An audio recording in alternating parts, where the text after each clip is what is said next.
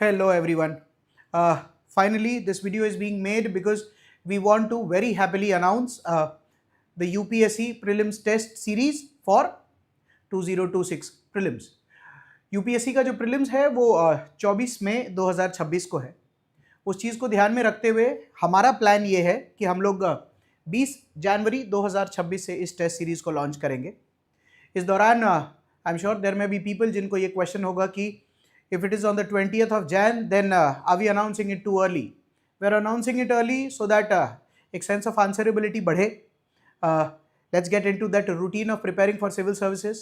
साल बदलने वाला है, यूपीएससी का फॉर्म आने वाला है, बहुत सारे नोट्स होते हैं जिनको वापस से रेफर करने की नौबत आती है, रिवीजन का एक स्ट्रैटेजी बनाना पड़ता है, सीसैट को वापस से रिकॉल वैल्यू देना पड़ता है, and there are lot of things which take decent amount of time before you start timing your first test properly. So that is the reason कि हमने सोचा कि इस टेस्ट सीरीज को जल्दी अनाउंस कर देंगे. So कोई भी जब टेस्ट्स बन के तैयार होते हैं तो 4 चीज़ों पर कोर फोकस होता है. एक पार्ट होता है जिनको हम कहते हैं कि सब्जेक्ट्स पे फोकस होना चाहिए. इन जनरल जब आप सब्जेक्ट्स को देखते हैं तो आपको ये समझ आता है कि यूपीएससी के कोर्स में history, culture, geography, economy, science, environment and polity, ये 7 सब्जेक्ट इधर आते. उसके अलावा सब्जेक्ट्स में ही एक सब्जेक्ट करंट अफेयर वाला पार्ट होता है. So lumpsum there are 8 GS subjects जिस पे हमें ध्यान देना होता है. उसके अलावा एक अपने आप में सीसैट नाम का पेपर होता है और इस पूरे गेम को हमको बैलेंस करना होता है. इसी चीज़ को आर्टिकुलेटली ध्यान देने के लिए हमने ना हमारे टेस्ट सीरीज़ को 3 सेगमेंट्स में डिवाइड किया है. जैसे द फर्स्ट, कुछ भी हो जाए, कुछ भी सेक्शनल टेस्ट सब्जेक्ट्स के देने ही चाहिए. और इसी वजह से हमने हमारे जितने भी सब्जेक्ट्स हैं उनमें जितने सब्जेक्ट बड़े हैं उनको सेक्शनल टेस्ट्स में अकॉर्डिंगली डिवाइड किया है. जितने छोटे हैं हमें लग रहा है तो उनको हमने सेक्शनल टेस्ट्स मल्टीपल नहीं देके या तो 1 या मैक्सिमम मोर देन 1 तक ही दिया है. इस केस में सारे सेक्शनल टेस्ट्स हमने डिवाइड किए. ये पहला पार्ट है हमारे टेस्ट सीरीज का. उसी दौरान पैरेलल लेवल पर for the past few years CSAT has been a big topic of discussion. CSAT in general obviously requires aptitude, but other than that it requires practice and consistency at the same time. उसी चीज़ को continuity देने के लिए हमने sectional test के साथ ही CSAT का plan ले लिया है.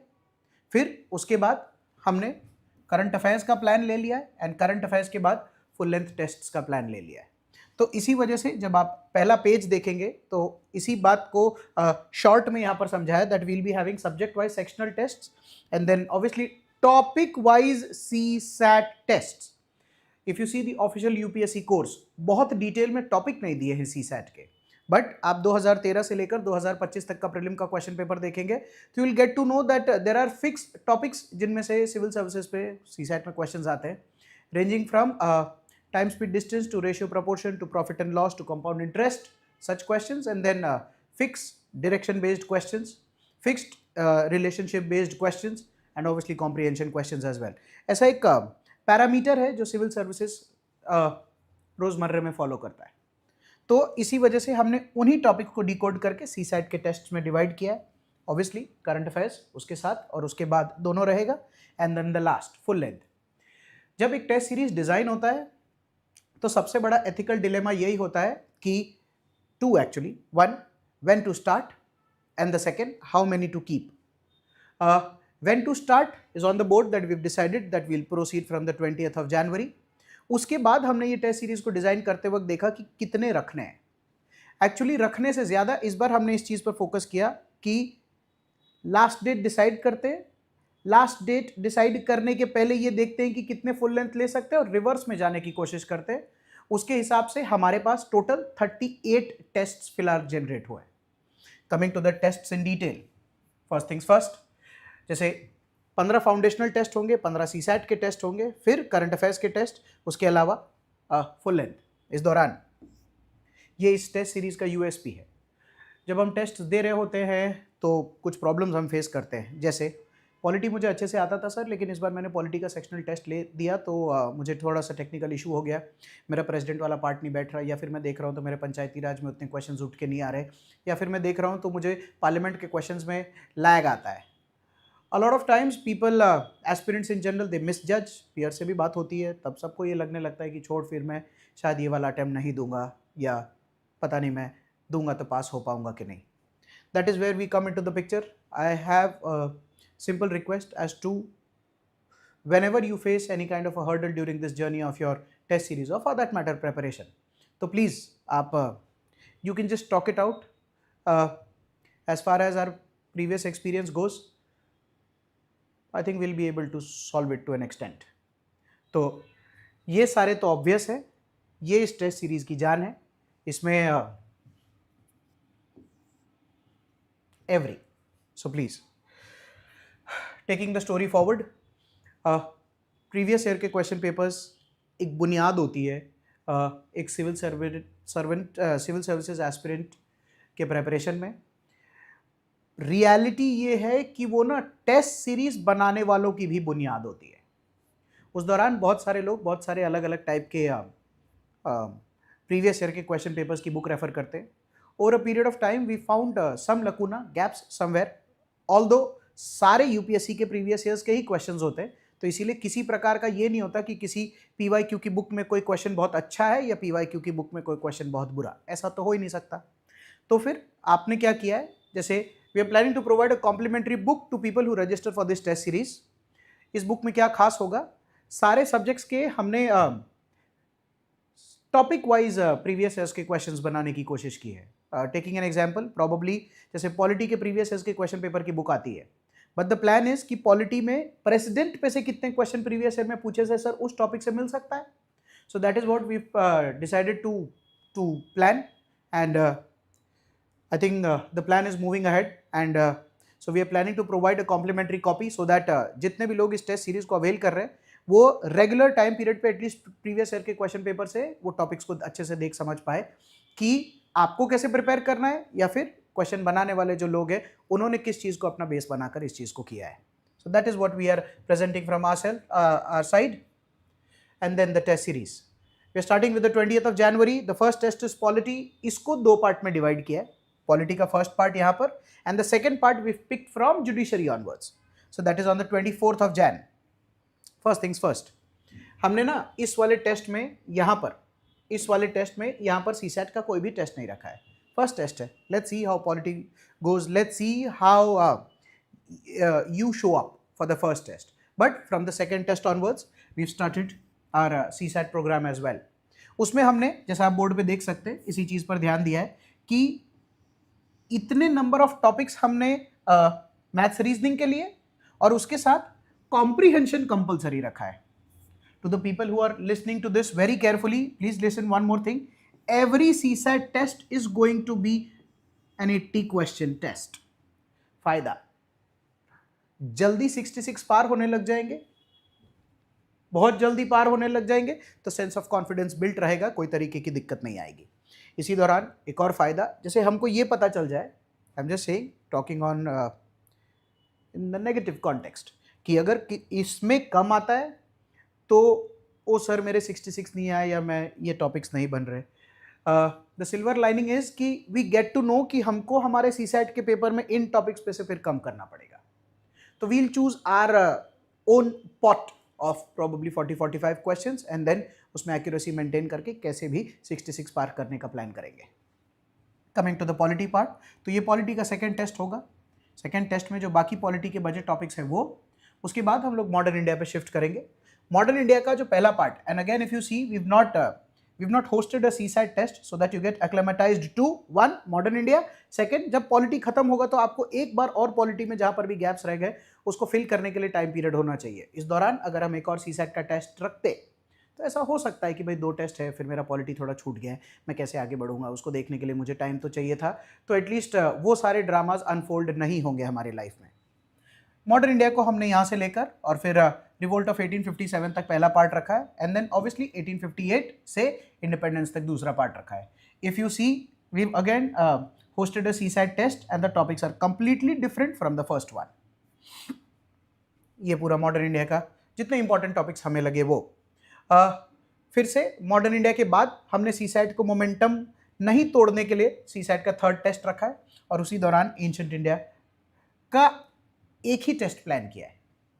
मिडीवल इंडिया का एक और टेस्ट प्लान किया है। वो इसीलिए किया है because over a period of time at least 3 to 4 questions have started coming up from medieval India, it looks like, और कल्चर। तो उस दौरान अगर ये वाला सब्जेक्ट नॉलेज होता है तो अच्छा होता है।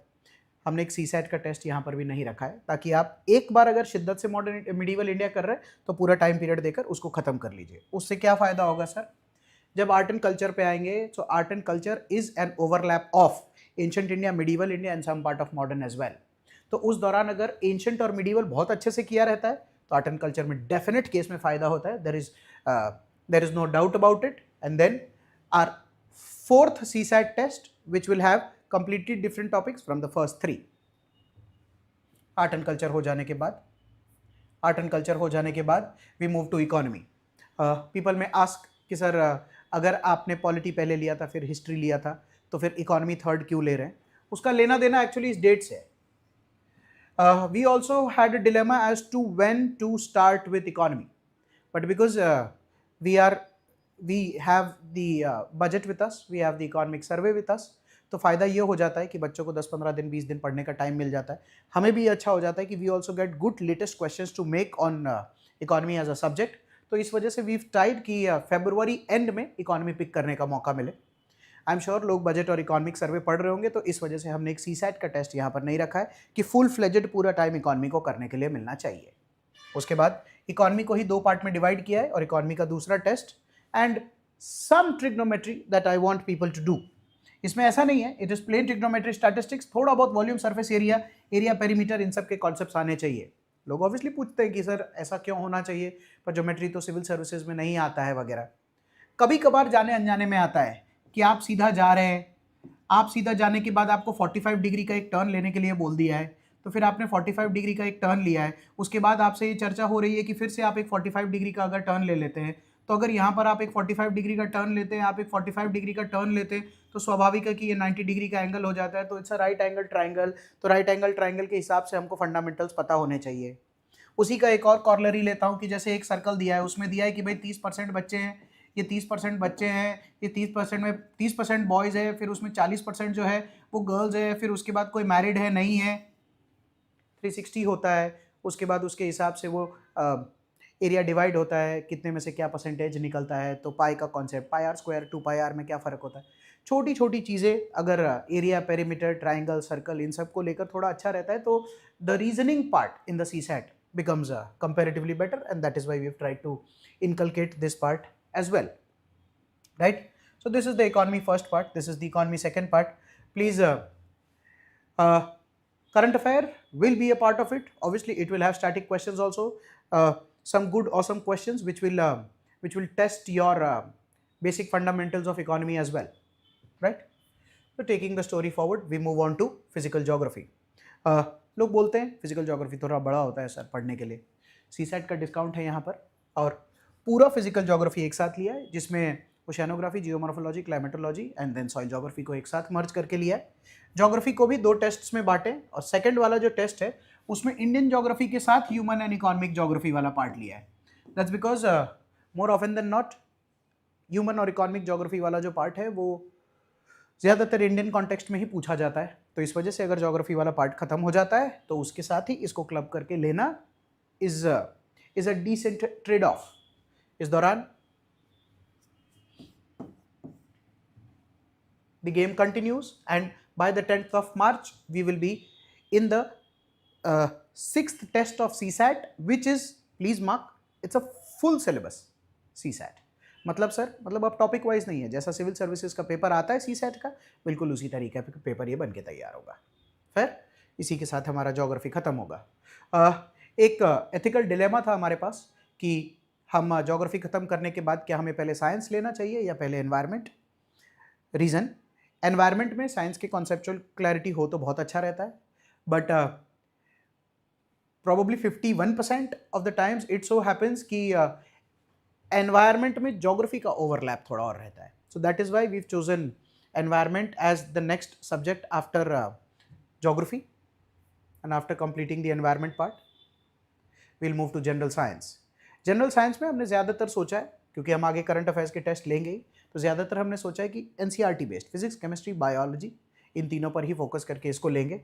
एंड एक अगर आप देखेंगे प्रीवियस स्लाइड के हिसाब से, तो हमने यहाँ पर सीसैट का टेस्ट नहीं रखा है एनवायरनमेंट के साथ, तो थोड़ा थोड़ा हम गैप बढ़ा रहे हैं, क्योंकि इनिशियल लेवल पर सीसैट के decent number of test conduct कर लिए थे, एंड इसमें कंसिस्टेंसी एंड मेरिट दोनों इंपॉर्टेंट होने लगता है, तो कंसिस्टेंसी हमको छोड़ना नहीं है, इस वजह से हम सीसैट के कंटिन्यूस टेस्ट यहाँ पर ले रहे हैं. जनरल साइंस से आगे बढ़ जाने के बाद अब एक इम्पॉर्टेंट एस्पेक्ट, बच्चों ऐसा है, एक पड़ाव खत्म होता है सेक्शनल्स का, सब्जेक्ट्स का. एज अ स्टूडेंट ऑल्सो मैंने एक प्रॉब्लम फेस की है, बहुत सारे लोग करते होंगे, कि जब सेक्शनल्स का पड़ाव ख़त्म होता है तब ऐसा होता है कि थोड़ा टाइम पीरियड मिल जाए तो मैं मेरे हिस्ट्री के गैप, पॉलिटी, ज्योग्राफी, इकोनॉमी, ये सब के गैप्स को ठीक कर लूँ.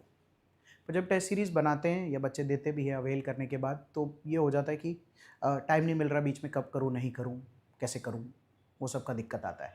अगर आप बहुत ध्यान से देखेंगे तो 21 मार्च को हमारा साइंस का टेस्ट ख़त्म होता है, और उसके बाद जैसे 27 से लेकर 17 अप्रैल तक, मतलब लमसम 21 की रात से लेकर 17 अप्रैल तक सिर्फ करंट अफेयर्स पे फोकस है, सिर्फ करंट अफेयर्स पे फोकस है. इस दौरान अगर हम में से कोई भी ऐसा है ना जो इस टाइम पीरियड में अपने पुराने सब्जेक्ट्स के गैप को अच्छे से भर पाता है,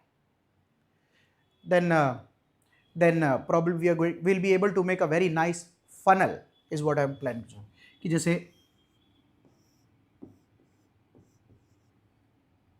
ये फनल जो है ये जीएस वाला पार्ट है, ये सीसैट वाला पार्ट है, और अल्टीमेटली यही जीएस का फुल लेंथ पेपर बन के निकलता है. तो इसी के कॉम्बिनेशन से हम लोग हमारा प्रीलिम्स का कट ऑफ पार करते हैं. इस दौरान हमने मई, जून, जुलाई करते, अगस्त, सितंबर, अक्टूबर, नवंबर, कभी कभी 2 महीने, कभी कभी 3 महीने करके हमने करंट अफेयर्स के 5 टेस्ट यहाँ पर प्लान किए. 500 odd questions from the current affairs part.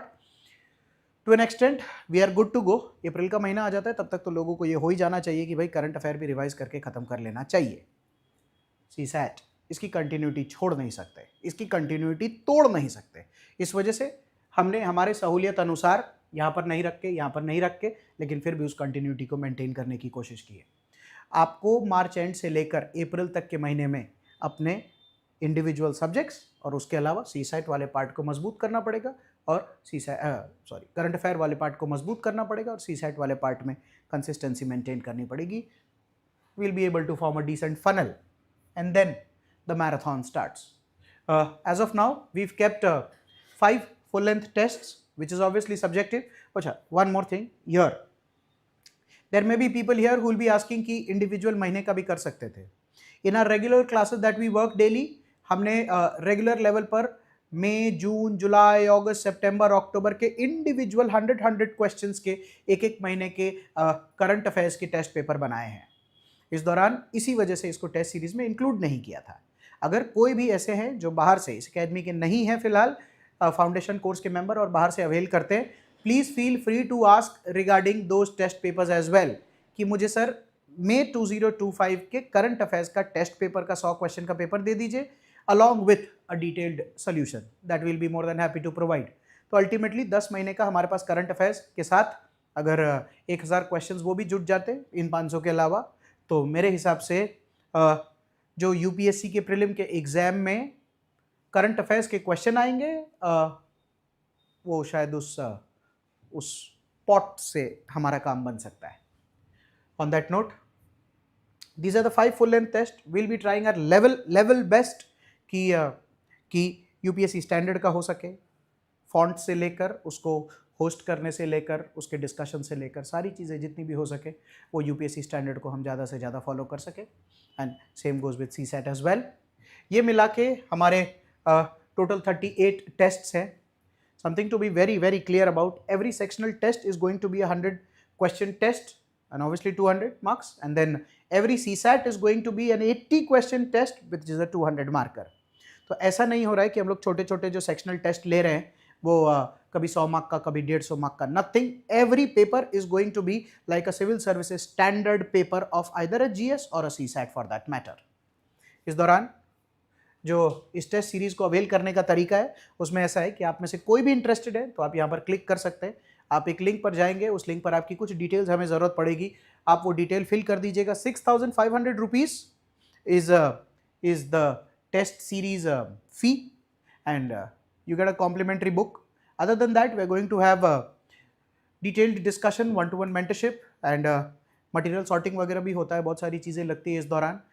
All of it that you can assume that a test series should provide, can provide, will provide, that from our end we plan to give. उसके अलावा आप में से कोई भी ऐसे हैं जिनको किसी भी प्रकार का कोई भी क्वेश्चन है तो आप हमसे पूछ सकते हैं. On that note, because we are based out of Gujarat, तो 13-14 तारीख से उत्तरायण की छुट्टी होने लग जाती है. सो 12th of January is the last date of registration for the test series, because after that we need to make suitable arrangements for conducting the test series as well. तो आप में से कोई भी ऐसा है जो इस टेस्ट सीरीज को अवेल करना चाहता है तो प्लीज़ आप हमें बता सकते हैं, हमसे कांटेक्ट कर सकते हैं. उस दौरान यहाँ पर 9909556660 हमारा नंबर है. The address is in Surat, and other than that हम लोग बहुत सारे और भी कोर्सेज प्रोवाइड करते हैं यूपीएससी के एंड जीपीएससी के. आप में से कोई भी ऐसा है जो इनमें से कोई भी और कोर्स अवेल करना चाहते हैं तो you can directly get in touch with us. If there are any questions that anybody wants to ask regarding the rationality behind designing the tests, the quality of the papers that we are going to plan to make, how are the discussions going to be held, how can somebody help you through a one-to-one discussion, what is going to be so special about the previous year book that we're talking about, it's complimentary obviously, anything anybody wants to know, please feel free to ask. हम लोग offline और online दोनों में इस test series को conduct करने वाले हैं. सूरत में हमारा सेंटर है, तो आप में से जितने भी ऐसे लोग हैं जो सूरत सेंटर आकर इस एग्ज़ाम को दे सकते हैं, बहुत अच्छा होगा. If not online then also will be able to do it. Obviously rankings तो होंगे ही, डिस्कशंस तो होंगे ही. जो obvious things of a prelim test series है, that without mentioning it's a yes from our end. So we are open to questions, and obviously we are open to registrations as well. Anybody who wants to avail, please feel free to. Thank you.